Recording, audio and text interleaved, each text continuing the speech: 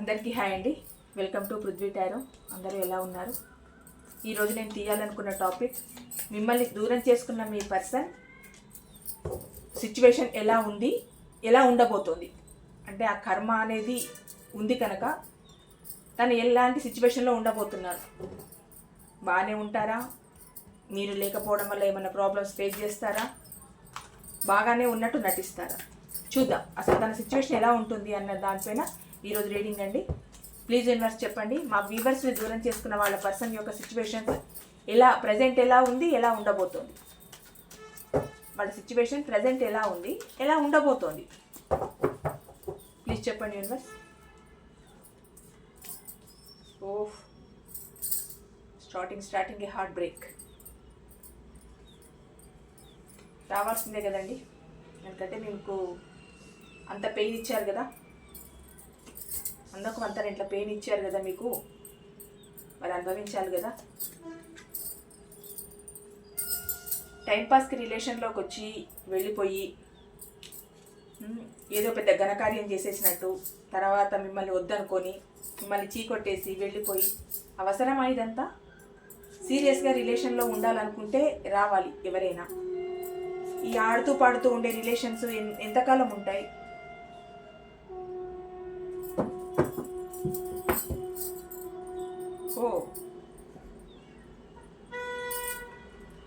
మిమ్మల్ని దూరం చేసుకున్న తర్వాత మీ పర్సన్ ఎలాంటి సిచ్యువేషన్లో ఉంటారు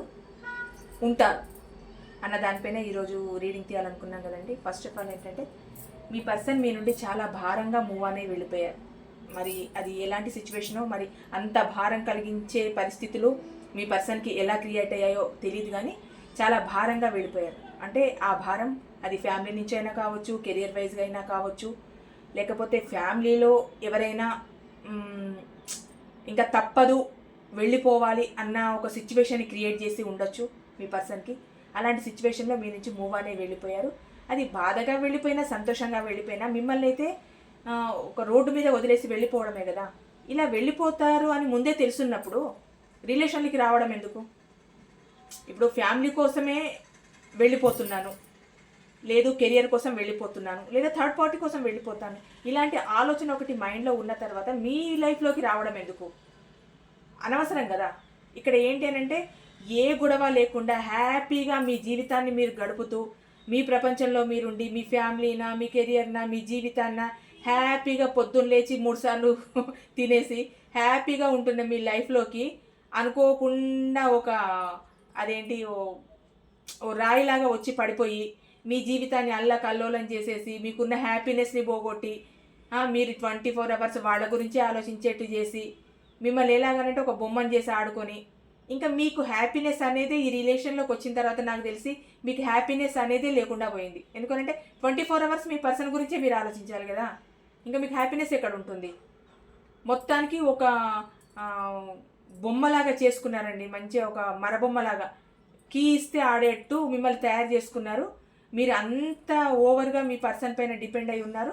మీ పర్సన్ ఏంటి అని అంటే, తన వాళ్ళ కోసం, తన ఫ్యామిలీ కోసం, తన కెరియర్ కోసం, తన థర్డ్ పార్టీ కోసం బాధగా మూవ్ ఆన్ అయ్యారంట. అసలు ఈ కార్డు ఎందుకు వచ్చిందో నాకు అర్థం కావట్లేదు. ఏంటనంటే, అంత బాధ ఉన్న వాళ్ళు మూవ్ ఆన్ ఎందుకు అవుతారు?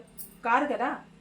ఏదో ఒకటి మీకు అది నిజంగా అంత బాధగా మూవ్ ఆన్ అయ్యి వెళ్ళిపోయే వాళ్ళు ఎలా ఉంటుందనంటే, మీ దగ్గరికి వచ్చి సిచ్యువేషన్ ఇదని చెప్పి, ఇలా జరుగుతోంది, ఇలాంటి పరిస్థితులు ఫేస్ చేయాల్సి వస్తుంది అని మీతో చెప్పి, మీ నుంచి ఒక మంచి రెస్పాండ్గా ఫీల్ అయ్యి, మీ నుంచి కూడా ఒక మంచి మాటను తీసుకొని వెళ్ళిపోతే, ఆ వెళ్ళిపోయిన తర్వాత ఎక్కడైనా కనిపించినప్పుడు హాయ్ అంటే హాయ్, బాయ్ అంటే బాయ్ అన్నట్టు ఉండేట్టు రిలేషన్ ఉంటే అది వేరు. ఏంటంటే మిమ్మల్ని మోసం చేసి వెళ్ళిపోవడం ఏంటి? ఇంకా అక్కడ వాళ్ళ ఎవరి కోసమో మిమ్మల్ని మోసం చేసి, ఇంకా ఏంటి అని అంటే భారంగా వెళ్ళిపోవడం. భారంగా వెళ్ళిపోయినా, బాధగా వెళ్ళిపోయినా, హ్యాపీగా వెళ్ళిపోయినా, మూవ్ అనే వెళ్ళిపోయిన వాళ్ళు మూవ్ అనే వెళ్ళిపోయినట్టే ఇంకా లైఫ్లో నుంచి. అది దానికి ఒక రీజనే తప్పితే ఇంకా ఏం లేదు. అలా వెళ్ళిపోయారు మీ పర్సన్ పాస్ట్లో. ఇప్పుడు ఏంటి అని అంటే, ప్రజెంట్ హార్ట్ బ్రేక్ సిచ్యువేషన్లో ఉన్నారు. అంటే తను ఎవరినైతే చూజ్ చేసుకొని వెళ్ళిపోయారో, ఇది నాకు తెలిసి ఇది ఫ్యామిలీ కనిపించట్లేదండి. ఇక్కడ వెళ్ళిపోవడం ఫ్యామిలీ కోసం కనిపిస్తుంది, కానీ ఇక్కడ మాత్రం హార్ట్ బ్రేక్ ఫ్యామిలీ కనిపించట్లేదు. మీ పర్సన్కి తన థర్డ్ పార్టీ అంటే ఇంకా అదర్ పర్సన్ వల్ల చాలా హార్ట్ బ్రేక్ అయింది మీ పర్సన్కి. అందుకు ఇప్పుడు ఏంటి అని ఆలోచిస్తున్నారు. అంటే ఎలాంటి సిచ్యువేషన్లో ఉన్నారు మీ పర్సన్ అన్నది ఈరోజు రీడింగ్ కనుక మీ పర్సన్ ఎలాంటి సిచ్యువేషన్లో ఉన్నారంటే హార్ట్ బ్రేక్ సిచ్యువేషన్లో ఉన్నారు. ఇటు తనకు తానుగా మిమ్మల్ని కాదనుకొని వెళ్ళిపోయారు, అటు తనని కాదన్నారు, రెండూ జరిగాయి. ఏదో బంతి ఈ కోట్లో ఉండి ఇక్కడదంతే అక్కడ పోయి పడుతుంది అంటారు కదా, సేమ్ అలాగే. అంటే మిమ్మల్ని ఎంత బాధ పెట్టి, నిజం చెప్పాలంటే నాకు వర్ణించడానికి మాటలు కూడా రావట్లేదు, మిమ్మల్ని అంత బాధ పెట్టారు మీ రిలేషన్లో. పొగరు, అహంకారము, యాటిట్యూడ్ ఎన్ని చూపించాలో అన్ని చూపించి మీరు అసలు ఒక వేస్ట్ ఫెలో లాగా చిత్రీకరించారు. కానీ ఇప్పుడు ఏంటి అని అంటే మీకన్నా మీరు వేస్ట్ ఫెలో అని అనుకున్నారు కదా, మీకన్నా వేస్ట్ ఫెలో అయ్యారు మీ పర్సన్. అవుతారు కూడా ఫ్యూచర్లో. ఎందుకనంటే ఒకరిని మోసం చేసి వాళ్ళ బాధకు కారణమైన వాళ్ళు హ్యాపీగా ఉంటారనంటే నేనైతే నమ్మను. ఇది కలికాలం, ఖచ్చితంగా కర్మ ఇక్కడ అనుభవించే వెళ్తారు. ఎప్పుడో మళ్ళీ ఒక 10 జన్మల తర్వాత కర్మ అనుభవిస్తారనంటే అనుభవించరు, ఈ జన్మలోనే ఆ కర్మ అనుభవించే వెళ్తారు. దేవుడు ఉన్నాడు, ఖచ్చితంగా చూస్తాడు. అది మీ మంచి మనసుతో మీరు అంతగా ప్రేమించి మీ పర్సన్ని మీరు అంతగా కావాలనుకొని ఎన్నో సాక్రిఫైజెస్ చేసి తన కోసం ఎంతో జీవితాన్ని మీరు ఇది చేస్తే మీ పర్సన్ ఏంటి అని అంటే ఎవరి కోసమో, ఏదో సిచ్యువేషన్ కోసమో, ఏదో కెరియర్ కోసమో, తన వాళ్ళ కోసమో, పరవాళ్ళ కోసమో, ఎవరి కోసమో మిమ్మల్ని ఇబ్బంది పెట్టి బాధ పెట్టి వెళ్ళిపోతే మరి ఆ పరిస్థితి మీ పర్సన్కి ఎదురు కాకుండా ఉంటుందా? సరే, ప్రజెంట్ చాలా హ్యాపీగా ఉండొచ్చు, నిన్న చెప్పినట్టు 20,000 డ్రెస్ వేసుకొని 10,000 సెంట్లు కొట్టుకొని ఉండొచ్చు. కానీ ఫ్యూచర్ అంటూ ఉంది కదా, ఆ ఫ్యూచర్లో చూడకుండా పోతారా? ఖచ్చితంగా హార్ట్ బ్రేక్ అవుతుంది, ఫ్యూచర్లో అవుతుంది. ఇప్పుడు ఉంది, ఫ్యూచర్లో అవుతుంది. ఇక్కడ చూడండి, టోటల్గా స్ట్రక్ ఎనర్జీలో ఉన్నారు మీ పర్సన్. అదేనండి, ఒక్కటి కూడా సరైన కార్డే రాలేదు చూడండి, స్ట్రక్ ఎనర్జీలో ఉన్నారు. ఏం చేయాలో అర్థం కావట్లేదు. అంటే ఈజీగా దొరికేశారు మీరు, హ్యాపీగా మిమ్మల్ని మోసం చేసి వెళ్ళిపోవచ్చు అని వెళ్ళిపోయారు. ఎంత హ్యాపీగానో ఉంటాను అన్న ఉద్దేశంతో మీ పర్సన్ వెళ్ళిపోయారు.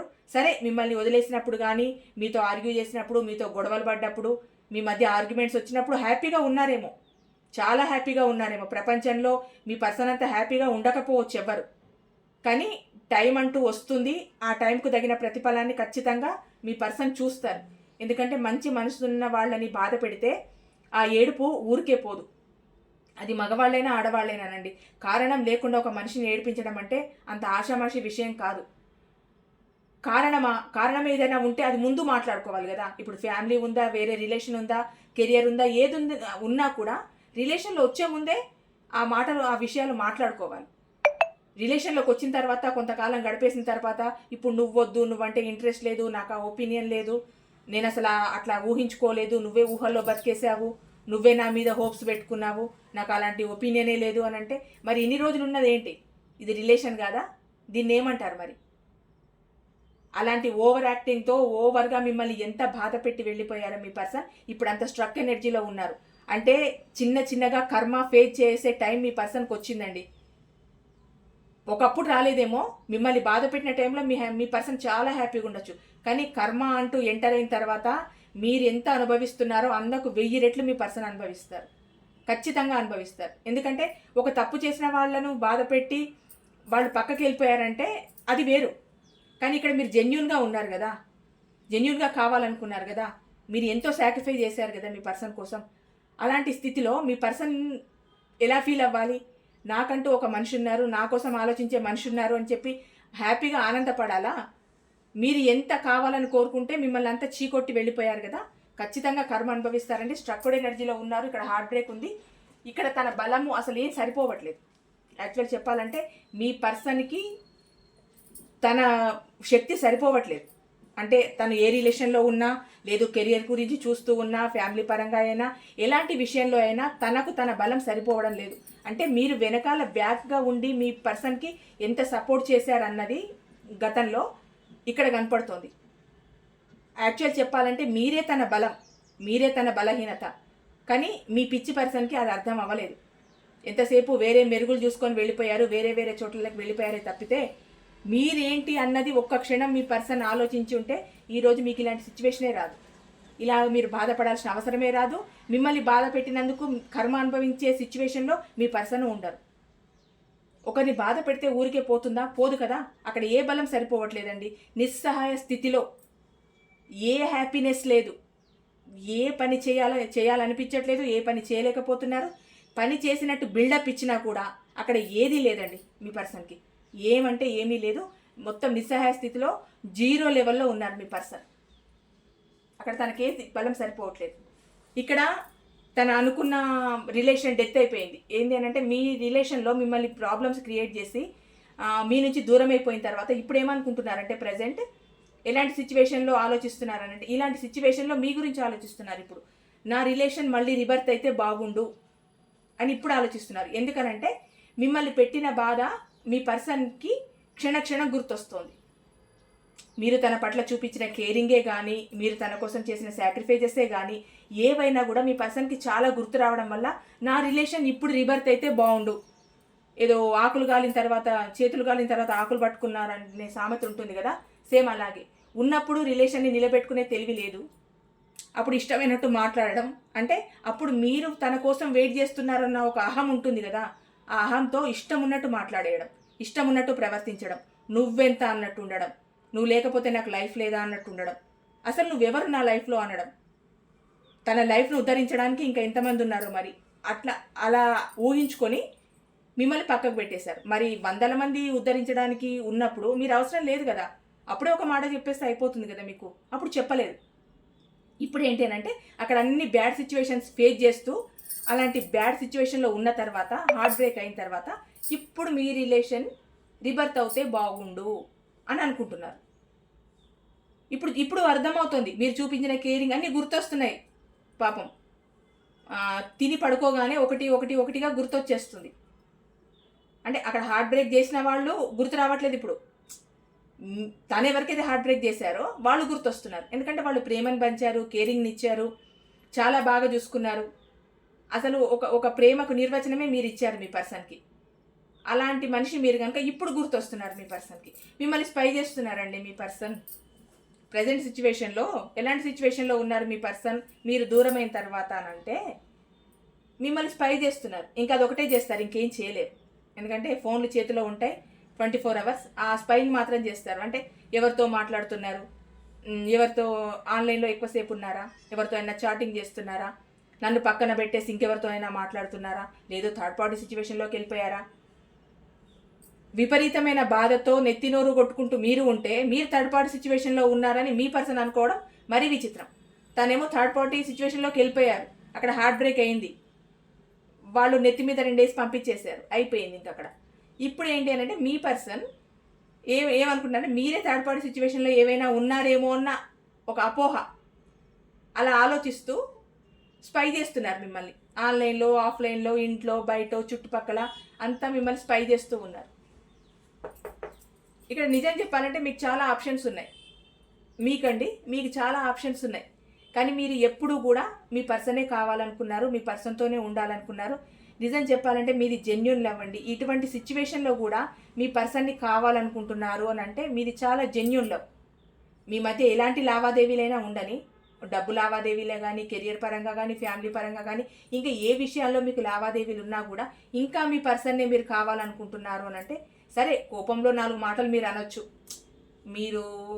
మీరు చేసిన సాక్రిఫైజెస్కి గాను నా డబ్బు నాకు ఇచ్చేయమని మీరు అనొచ్చు, నేను నీకు ఇంత చేశాను అని అనొచ్చు, నీ ఫ్యూచర్కి నేను ఇంత దోహదపడ్డానని మీరు అనొచ్చు. కోపంలో మీరు ఎన్ని మాటలైనా అనొచ్చు. కానీ మీకు మీ పర్సన్ అంటేనే ఇష్టం, మీ పర్సన్ కోసమే వెయిట్ చేస్తున్నారు. ఇప్పుడు మీరు కోపంలో ఒక మాట అన్నా కూడా అది మీరు కోపంలో తన మీద ప్రేమతో కోపంలో అన్నారని మీ పర్సన్ అనుకోరండి.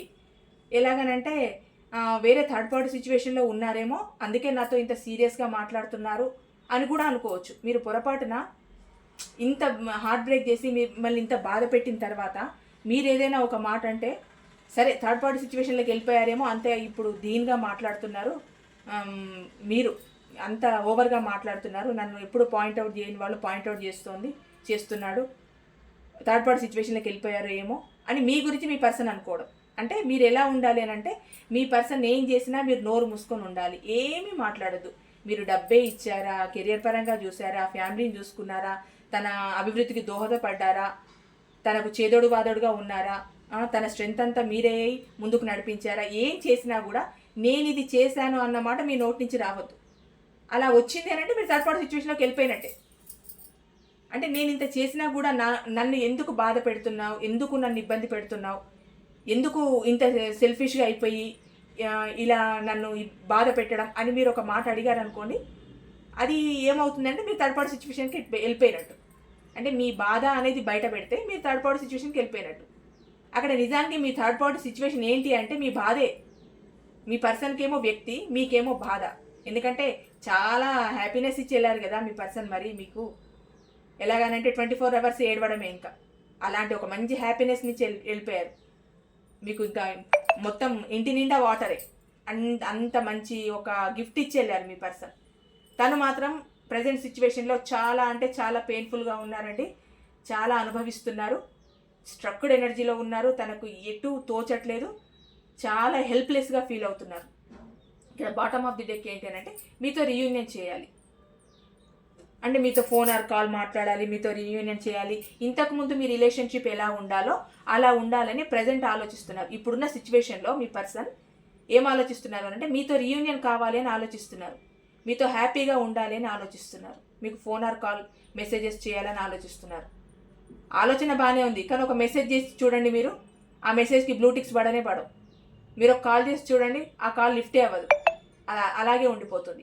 అనుకోవడం మాత్రం అనుకుంటారు, కానీ నిజంగానే మీ కాల్ని రిసీవ్ చేసుకొని మీ మెసేజ్కి రిప్లై ఇచ్చి మీతో మాట్లాడతారనంటే అంత ఏం ఉండదు. అనుకుంటారు, అంతే అనుకుంటారు. ఇక్కడ మీరు ప్రశ్నిస్తారేమో అన్న భయం ఉందండి మీ పర్సన్కి. అంటే మీరు చేసిన సాక్రిఫైజెస్ అంతా ఇంత కాదు కదా మీ పర్సన్ కోసం. ఈరోజు మిమ్మల్ని ఇట్లా ఒంటరిగా వదిలేసి వెళ్ళిపోయి తన హ్యాపీనెస్, తన థర్డ్ పార్టీ, తన ఫ్యామిలీ, తన భార్య, తన భర్త, తన పిల్లలు ఇలా చూసుకుంటూ ఉన్న పర్సన్స్ ఇప్పుడు మీరు తనని ప్రశ్నిస్తారేమో అని భయపడుతున్నారు. అంటే మీ మధ్య ఏమైనా మనీ పరమైన లావాదేవీలు ఉంటే, అంటే చాలా ఎక్కువ మనీ లావాదేవీలు ఉంటే మీరు అడగడం కానీ, సరే నేను ఇచ్చాను కదా ఇవ్వని మీరు అడగడం కానీ, లేకపోతే నీ గ్రోత్ కోసం నేను ఇంత కష్టపడ్డాను, నాకు రావాల్సింది ఇవని మీరు ఏదైనా అడిగితే కనుక అప్పుడు ఏమవుతుంది అంటే మీరు ప్రశ్నించినట్టు అవుతుంది. అలా అడగద్దండి. మళ్ళీ మీరు తనకి ఎంత కావాలంటే అంత చేస్తూనే వెళ్ళిపోవాలి, కానీ తన ప్రేమను మాత్రం మీకు ఇవ్వరు. అంటే డబ్బుకు ప్రేమకు సంబంధమా మేడం అంటే డబ్బుకు ప్రేమకు సంబంధం కాదండి. ఒక మనిషి మీద ఎంతో విపరీతమైన అభిమానము, ప్రేమ ఉంటేనే మీరు ఇలాంటి సాక్రిఫైస్ చేయడానికి ముందుకు వస్తారు కదా. అది ఆలోచించేంత కామన్ సెన్స్ మీ పర్సన్కి ఉండదా? రోడ్డు మీద పోయే ప్రతి ఒక్కరికి మీరు హెల్ప్ చేస్తారండి? చేయరు కదా. మీ మనిషి అనుకొని నా మనిషిగా బాధపడద్దు, ప్రాబ్లమ్స్ ఫేస్ చేయొద్దు, తన ఫ్యామిలీతో తను బాగుండాలి, కెరియర్లో బాగుండాలి అని చెప్పి ఆ ఉద్దేశంతోనే కదా తనకి ఎంత సపోర్ట్ అయినా ఇచ్చి ఒక రకమైన హెల్ప్ చేశారు. ఇప్పుడు ఏంటి అంటే మీరు ఏదైనా అడిగేసరికి నిలదీస్తున్నారు, క్వశ్చన్ చేస్తున్నారు మీ పర్సన్ని. మరి మిమ్మల్ని హార్ట్ బ్రేక్ చేసి ఎటు కాకుండా ఒంటరిగా, మీ ఫీలింగ్స్ అవసరం లేకుండా, మీ ప్రాబ్లమ్స్ అవసరం లేకుండా, మిమ్మల్ని దిక్కుమాలిన స్థితిలో వదిలేసి మీరు ఉన్నారా తిన్నారా పట్టించుకోకుండా వెళ్ళిపోయిన పర్సన్ వాళ్ళు ఓకే. కానీ నేను నీకు ఈ సాక్రిఫైస్ చేశాను అని మీరు అనడం అది తప్పు. అంతేనండి. ఈ రోజుల్లో అంతే. మంచి చేసే వాళ్ళకి మంచి ఉండదు. ఎంతసేపు వాళ్ళ చెడును కోరుకొని వాళ్ళ వెనకాల గోతులు తీసే వాళ్ళే వాళ్ళకి నచ్చుతారు.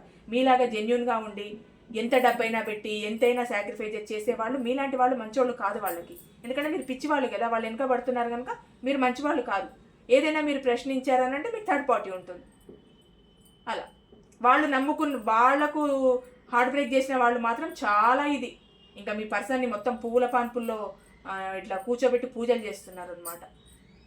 ఇక్కడ ఏంటి అని అంటే అదే బాధగానే మూవ్ అనే వెళ్ళిపోవడం. ఇక్కడ బాధగానే మూవ్ అనే వెళ్ళిపోవడం వచ్చింది, ఇక్కడ బాధగానే మూవ్ అనే వెళ్ళిపోవడమే వచ్చింది. అంటే అంత బాధ ఉన్నప్పుడు, అంత మీ గురించి ఆలోచించినప్పుడు ఇదంతా వేస్ట్ కదా. వేరే ఇంకొకరి కోసం మిమ్మల్ని ఇక్కడ మోసం చేసి పోవాల్సిన అవసరమే లేదు. మీకు ఇలాంటి పరిస్థితి కల్పించాల్సిన అవసరం లేదు. తనకు బ్యాడ్ సిచ్యువేషన్లో ఉండాల్సిన అవసరమూ లేదు. అంత బాధగా మూవ్ ఆన్ అయ్యి వెళ్ళిపోవాల్సిన అవసరం ఏముంది? ఒకవేళ వెళ్ళిపోవాల్సే వస్తే హ్యాపీగా కూర్చొని మాట్లాడుకోవచ్చు కదా. ఫ్యామిలీ పరంగా ఏదైనా ప్రాబ్లమ్స్ వస్తాయని అనుకున్నప్పుడు, ఫ్యామిలీ పరంగా ఇలా ప్రాబ్లమ్స్ వస్తాయి, తర్వాత ఇలా ప్రాబ్లమ్స్ ఫేస్ చేయాల్సి వస్తుంది మన రిలేషన్ వల్ల, కూర్చొని మాట్లాడుకోవచ్చు కదా. ఒక శత్రువులాగా మిమ్మల్ని ఎందుకు చూడడం? మరి మూవ్ అనే వెళ్ళిపోయే వాళ్ళు అంత బాధగా వెళ్ళిపోవాల్సిన అవసరం లేదు. ఇప్పుడు ఏంటి అని అంటే మీతో కొత్తగా మీ రిలేషన్ని స్టార్ట్ చేయాలనుకుంటున్నారు. అంటే మీ పర్సన్ మీ దగ్గర రావాలని ఉందండి, కొత్తగా రిలేషన్ స్టార్ట్ చేయాలని ఉంది. ఇప్పుడు ప్రజెంట్ ఎటువంటి సిచ్యువేషన్లో ఉన్నారనంటే ఏమి తోచని సతమతం అవుతున్నారు, ఏమీ తోచట్లేదు మీ పర్సన్కి, ఏమి తోచని స్థితిలోనే ఉన్నారు. ఆ స్థితిలోనే మీతో రియూనియన్ చేయాలని, మీతో మాట్లాడాలని, మీతో మళ్ళీ మీ రిలేషన్ని ముందుకు తీసుకెళ్ళాలని, అంటే కొత్తగా ముందుకు తీసుకెళ్ళాలని. అంటే ఇంతకుముందు అంతా అయిందంతా అయిపోయింది, ఇప్పుడు కొత్తగా మీ రిలేషన్ని ముందుకు తీసుకెళ్లాలన్నది మీ పర్సన్ యొక్క ఆలోచన అండి. మీ పర్సన్ మీ రిలేషన్ ముందుకు తీసుకెళ్లాలనే, కొత్తగా తీసుకెళ్లాలని ఆలోచిస్తున్నారు. ఎటువంటి సిచ్యువేషన్లో ఉన్నారు మీ పర్సన్ అంటే చాలా హార్ట్ బ్రేక్ సిచ్యువేషన్లో ఉన్నారు, స్ట్రక్డ్ ఎనర్జీలో ఉన్నారు, బాధగా మూవ్ ఆన్ అయిపోయారు. ఆ బాధగా మూవ్ ఆన్ అయిపోవడం, మీకు చెప్పి మూవ్ ఆన్ అయిపోతే ప్రాబ్లం లేదు, మీకు చెప్పకుండా ఏదో దాగుడు మూతలు ఆడుకున్నట్టు అది చేయడం అది కరెక్ట్ కాదు. అందుకే మీకు మనసుకు బాధ అనిపించింది, మీ హార్ట్ బ్రేక్ అయింది. మాట్లాడుకునే పద్ధతి ఒకటి ఉంటుంది కదా ఏ రిలేషన్లో అయినా. ఎందుకు మాట్లాడకపోతే నేను ఎందుకు మాట్లాడలేకపోతున్నాను అని మీకు ఒక సంజాయిషి ఇవ్వడానికి ఏమవుతుంది? సడన్గా ఫోన్ ఆఫ్ చేసేయడం, సడన్గా మెసేజ్కి రిప్లై ఇవ్వకపోవడం, ఎక్కువగా మెసేజ్ చేస్తే ఫోన్ నెంబర్ బ్లాక్ చేయడం, ఎందుకు ఇదంతా? అంటే ఎదుటి వాళ్ళ ఎమోషన్స్తో ఆడుకున్నట్టే కదా. అట్లా మీకు ఒక మంచి దృష్టి, మీ పర్సన్కి ఒక మంచి దృష్టి మైండ్లో ఉండి, నా పర్సన్ బాధ పెట్టద్దు, సిచ్యువేషన్ని వివరించాలి, నాకు ఇలాంటి పరిస్థితి ఉంది అని నా పర్సన్కి వివరించాలి అన్న కామన్ సెన్స్ మీ పర్సన్కి ఉంటే మీ మనసు ఈరోజు ఇంత హార్ట్ బ్రేక్ అవ్వదండి. దేనికైనా ఒక పద్ధతి ఉంటుంది కదా, ఒక దారి ఉంటుంది కదా. అది రిలేషన్ నిలుపుకోవాలన్నా వదులుకోవాలన్నా ఒక పద్ధతి అంటూ ఉంటుంది కదా. ఏదో శత్రువుల్లాగా ఫోన్ నెంబర్లు బ్లాక్ చేసేసుకోవడం, కాల్కి రెస్పాండ్ అవ్వకపోవడం, దూరంగా ఉండడం, మాట్లాడడానికి అవకాశం ఇవ్వకపోవడం ఎలా తెలుస్తుంది మీకు? మీరు ఎంత బాధని మీరు భరిస్తారు?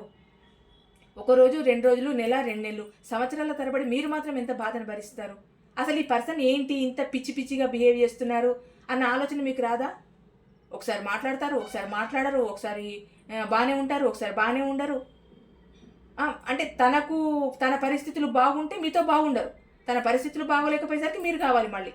ఇలాంటి ఆన్ అండ్ ఆఫ్ సిచ్యువేషన్లో మిమ్మల్ని పెట్టేసి ఎటు పాలుపోక మిమ్మల్ని ఒక పిచ్చి వాళ్ళలాగా చేసేసి తన హ్యాపీనెస్ తను చూసుకున్న తర్వాత మీకు మాత్రం హార్ట్ బ్రేక్ అవ్వదా? అందుకే మీరు వద్దనుకున్నారు. మీరు కూడా బాధగానే మూవ్ అనే వెళ్ళిపోయారు. నిజానికి ఈ రిలేషన్ నుంచి మీ పర్సనే కాదు, మీరు కూడా బాధగా మూవ్ అనే వెళ్ళిపోయారు. మీరు వెళ్ళిపోయిన తర్వాతే, మీరు దూరమైన తర్వాతే మీ పర్సన్ అలాంటి సిచ్యువేషన్లో ఉన్నారు, హార్ట్ బ్రేక్ అయిపోయి. అంటే మీ వల్ల హార్ట్ బ్రేక్ అయింది, థర్డ్ పర్సన్ వల్ల హార్ట్ బ్రేక్ అయింది. అక్కడ హార్ట్ బ్రేక్, ఇక్కడ హార్ట్ బ్రేక్. అంటే ఇంతగా కావాలనుకున్న మీ నుంచి వెళ్ళిపోవడం పిచ్చితనం. ఏదో మామూలుగా చూసే ఆ పర్సన్ నుంచి హార్ట్ బ్రేక్ అయింది అనుకోవడం కూడా పిచ్చితనమే. ఎందుకంటే ఇంత ప్రేమను మంచి మీరు ఉండగా ఇంకొకరి దగ్గరికి వెళ్ళి వాళ్ళు ఏదో హార్ట్ బ్రేక్ చేశారు అని బాధపడడం అది పిచ్చితనమే కదా. ఇక్కడ మీ రిలేషన్ని హ్యాపీగా నిలుపుకొని హ్యాపీగా లైఫ్ లాంగ్ మీతో ఉండొచ్చు కదా. కొత్తదనం కావాలి, ఏదో ఉంది అక్కడ, ఏదో ఉండిపోయింది అక్కడ, అందుకోసం వెళ్ళారు. అది ఏదైనా కావచ్చండి. కానీ కర్మ అంటూ ఒకటి ఉంటుంది కదా, ఇక్కడే అనుభవిస్తారని చెప్పాను కదా, ఖచ్చితంగా ఇక్కడే అనుభవిస్తారు. అక్కడ అనుభవిస్తున్నారు. హార్ట్ బ్రేక్ అయిపోయి స్ట్రక్డ్ ఎనర్జీలో ఉండి ఏం చేయాలో తెలియక చాలా దీనమైన స్థితిలో ఉన్నారండి మీ పర్సన్ మాత్రం. కానీ ప్రజెంట్ ఏంటి అని అంటే మీతో రియూనియన్ కావాలి, ఈ రిలేషన్ ఒక కొత్త దారిలో ముందుకు తీసుకెళ్లాలని మీ పర్సన్ అనుకుంటున్నారండి. ఇదండి ఈరోజు reading. Thank you so much.